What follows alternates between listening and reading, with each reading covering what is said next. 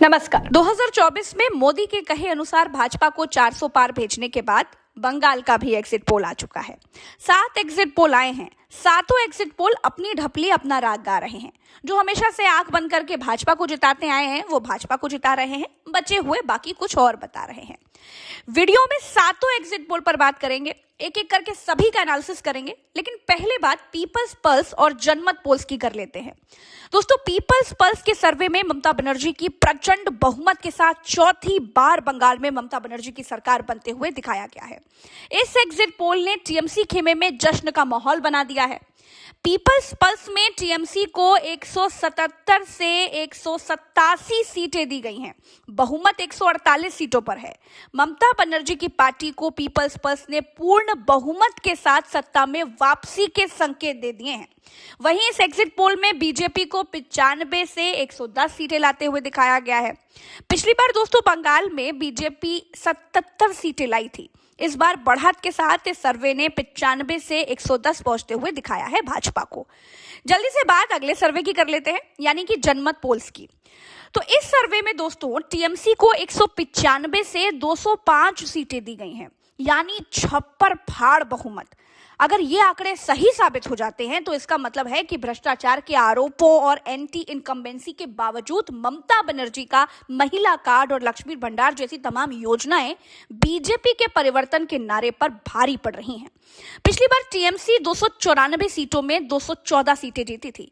जनमत पोल्स के मुताबिक ममता बनर्जी पिछली बार से नीचे आती हुई दिखाई दी हैं, लेकिन फिर भी प्रचंड बहुमत के साथ दूसरे सर्वे में भी वापसी करती हुई दिख रही हैं। अब बात आगे के सर्वे की भी कर लेते हैं। आगे जितने सर्वे हैं सब कंफ्यूजन से भरे हुए हैं।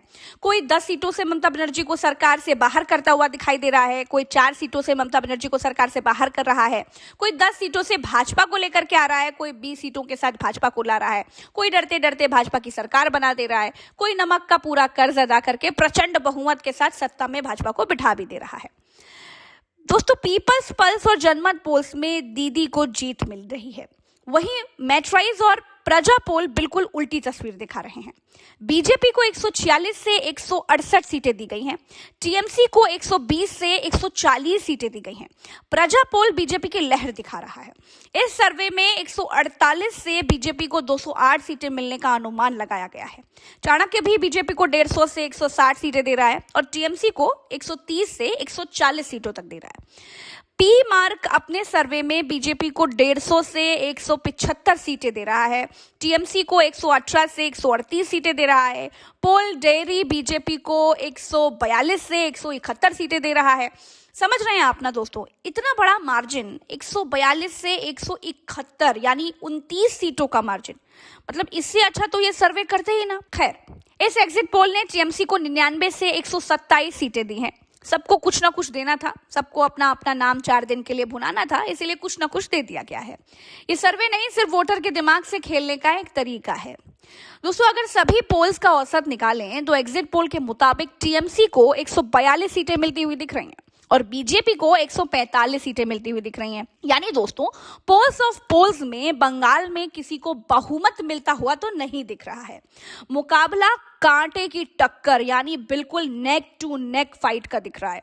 कोई भी पार्टी स्पष्ट बहुमत से बहुत दूर या बहुत पास हो सकती है। लेफ्ट और कांग्रेस अगर कुछ सीटें ले आती है तो परिणाम ममता बनर्जी का भारी हो जाएगा। यहाँ एक डिस्क्लेमर है कि बंगाल में एग्जिट पोल का रिकॉर्ड बहुत अच्छा नहीं रहा है, ये भी आप सुन लीजिए। 2021 में भी कई सर्वे भाजपा की सरकार बनवा रहे थे, लेकिन जब ईवीएम खुली तो दीदी ने 213 सीटें जीतकर सबको चौंका दिया था। सर्वे करने वाले हिंदी बेल्ट में सही आंकड़ा नहीं बता पाते। बंगाल में तो वैसे भी भाषा का बैरियर है। दूसरी बात यह भी है दोस्तों कि मुसलमान वोट टोटल साइलेंट है, बिल्कुल साइलेंट वोटर रहा है। वो भाजपा को वोट तो नहीं देता है, लेकिन भाजपा से बैर भी नहीं करना चाहता है, क्योंकि मुस्लिम वोटर ये जानता है कि केंद्र में लाठी भाजपा के पास ही है। दूसरी बात दोस्तों, एसआईआर ने क्या खेल किया है इसका तो अभी भी सस्पेंस बना हुआ है। आप सबको इंतजार है 4 मई के नतीजों का। क्या दीदी चौथी बार सत्ता का शिखर छुएंगी या इस बार कमल का जादू चलेगा? दोस्तों, बंगाल में दूसरे चरण में वोटिंग प्रतिशत ने पहले चरण का भी रिकॉर्ड तोड़ा है। अभी तक 91% का आंकड़ा रिपोर्ट किया गया है, जो बढ़कर पिछली बार से ज्यादा पहुंच जाएगा। बंगाल में भाजपा ने चुनाव केंद्रीय एजेंसियों के दम पर लड़ा है। चुनाव आयोग से लेकर अर्धसैनिक बल तक सब भाजपा के साथ थे। दूसरे चरण में भाजपा नेता नॉर्थ 24 परगना जिले में अर्धसैनिक बलों की सुरक्षा लेकर टीएमसी के कार्यकर्ताओं को पीट रहे थे, सोचिए। और अर्धसैनिक बल भाजपा नेताओं की रक्षा कर रहे थे और टीएमसी वालों को अपनी आंखों के सामने मार खाने दे रहे थे, जो ये बताता है कि सरकारी एजेंसियों पर भाजपा को जिताने का कितना दबाव होगा। दोस्तों, निष्पक्ष चुनाव के नाम पर बंदूकों के साए में चुनाव कराया गया है। शुभेंदु अधिकारी के वोटर ही विरोध करते हुए नजर आए। सीआरपीएफ ने महिलाओं पर लाठीचार्ज किया। तो भैया, कुल मिलाकर दोस्तों, ममता बनर्जी सिर्फ भाजपा से नहीं लड़ रही थी, वो अर्धसैनिक बलों की 700 कंपनियों से लड़ रही थी, चुनाव आयोग से लड़ रही थी, तब जाकर इन सब के पीछे खड़ी भाजपा से लड़ रही थी। और फिर भी आकर एग्जिट पोल का औसत जो निकल करके आ रहा है, वो भाजपा और ममता बनर्जी दोनों को बहुमत से दूर दिखा रहा है। तो कहना पड़ेगा, खूब लड़ी मर्दानी, वो तो बंगाल वाली रानी थी। खैर, इस वीडियो में मेरे साथ फिलहाल इतना ही। चैनल को सब्सक्राइब कीजिएगा, अपनी राय जरूर बताइएगा और 4 मई का इंतजार कीजिएगा, क्योंकि ये बंगाल है, यहाँ कुछ भी हो सकता है। अभी के लिए इस वीडियो में फिलहाल इतना ही। चलते हैं। राम राम, दुआ सलाम, जय हिंद।